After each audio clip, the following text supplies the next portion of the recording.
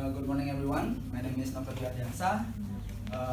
Today I will present you a review on a journal article which has partly been discussed last meeting. So without a moment to spare, I will present you my work. So this research was conducted by two researchers. One is Nguyen Tulon. She is a PhD and a lecturer in Kalasin University. And the other one is Isra Pramulsuk. He is an assistant professor in applied linguistics and ELT in Surani University of Technology. And then we move to the content. The content of the research. What is the focus of the research? The researchers attempted to analyze reporting verbs in Vietnamese postgraduate master thesis, focusing only in literature review section. Okay. Now, the question, did they only focus on reporting verbs? Let's find out. Before we move to the main content of the research, I want to mention the aim of the research. The research objectives are to find the deployment of RVs in terms of their denotative and evaluative potentials, and to analyze the forms of RVs according to Highlands classifications, and to analyze the tense and voice which are appeared in LR chapters, literature review. Apart from those three objectives, the researchers also aimed to add their research to literature of how RVs are used by non-native English writers in general and in the Tesol discourse community in Vietnam. Okay, let's move to the main content. We already know the focus of the research. First, about the RVs, the researchers use Highlands classifications to analyze the collected data, instead using G. Thompson and Yi Yis. And this is the framework of Highlands classification of reporting verbs, which they will use as their base. Okay? Moving to the tense and voice. The researchers put two different views in this area. This one, who believe that the use of tense and voice are determined by the interpretation timeline of the writers. On the other hand, this group, believe that the use of tense and voice are determined by rhetorical concerns.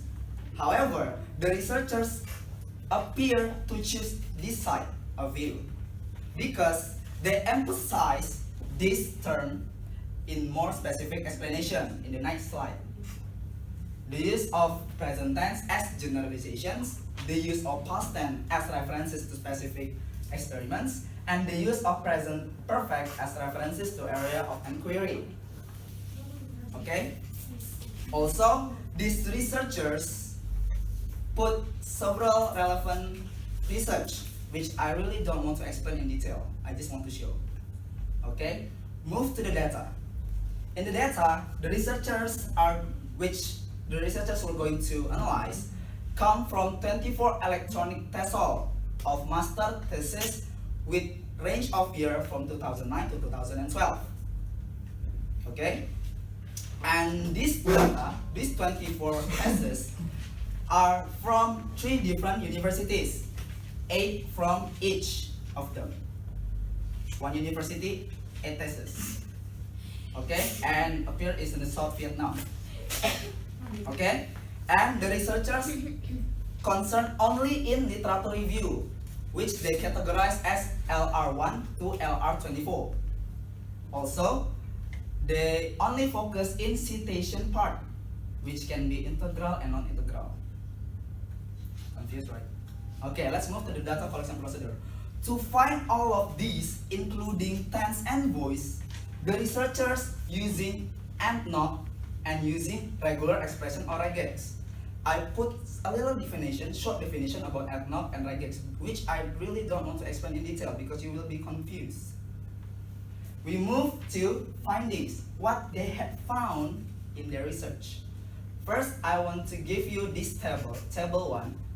However, I only focus to the high frequency of the data, which can be seen clearly that this clause verb is the most high frequency from all of them. So what it means? What does it mean? It means that the writers agreed or accepted the agreed or accepted most aspect of knowledge in their references. And then move to evaluative categories. In the evaluative categories, which you have seen more detailed categories in here and here. But first I want to focus on the non-factive. From the perspective of the researchers, the writer's tendency caused by their assumption. That's because the use of the negative.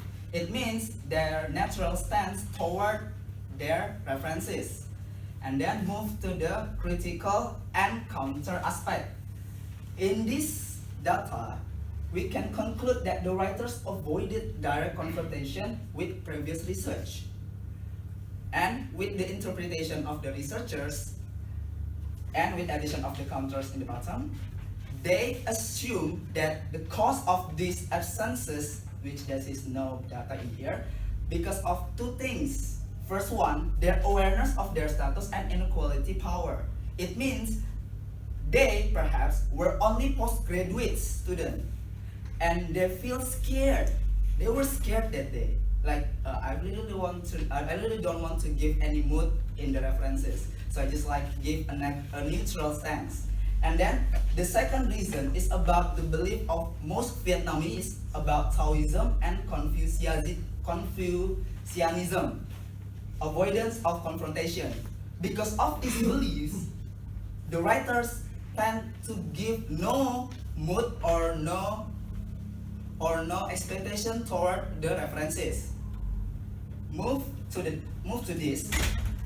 It's only about tentative stance that were used by the writers. Tentative stance, it means about uncertainty. It means the writers did not certain about the references. We're not sure. Is it agreeing or is it disagreeing? They were not sure. So just they give tentative stance like this. Suppose and do not deny. It's not really strong verb. Move on to the verb forms. As you can see, there are several verb forms in here, but however, I want to focus on the interpretation by the researchers. By the researchers, they give 4 categories from all of these verbs. First one, the use of non-idiomatic expression. As you can see, provide evidence to prove is not non-idiomatic expression, and work on is not idiomatic expression. And informal verbs, gives out is informal verb that is used by some writer in their literature review section. And also in the third category, inappropriate and ineffective verbs that were used by the writers. In this imagine should be suggest or propose, but instead the writers choose imagines. And this ones too, speak should be said, should not. It's not really appropriate or an effective word. Move on to low level of language proficiency. This verb, it can be interpreted that the writers have low level of language proficiency because this one is not really grammatically correct. Okay. Move to the findings in tense and voice. In the tense and voice, I want to focus about the big gap between the present perfect use and the others. These two are present simple and past simple. It means that the low frequency because the writers has only few instances about past literature generality. It means before you give specific information, you should give first general point of view, which the writers in the literature review section lack of this point. Move to this data. Before I want to explain about this data, I want to criticize because the data perhaps is not cropped properly or accidentally. I'm not really sure. Because as you can see, there is ambiguous data in here. What is this? And what is this? What is this? And what is this? Tesol and Vietnam, what is that? So by my interpretation, let's take a look in the description of the graphic in here. Moreover, it's not surprising to see the active voice was commonly combined with all of three tenses found in this LR chapter corpus. Which one is active? Which one is passive? We're not really sure. So I will explain with my own perception. So this part is the use of frequency in terms of times.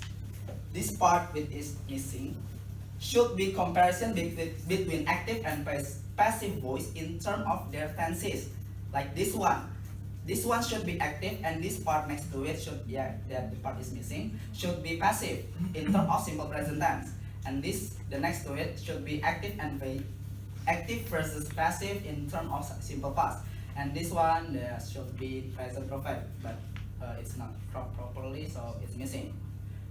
However, I will use the table to interpret the data of voice, active, and passive. When you see the active is mostly used in the LR chapters because, as Highland said, the active voice is commonly used because the tests that were analyzed by the researchers, because the thesis is part of the social science study. It means the social science studies tend to use active than passive.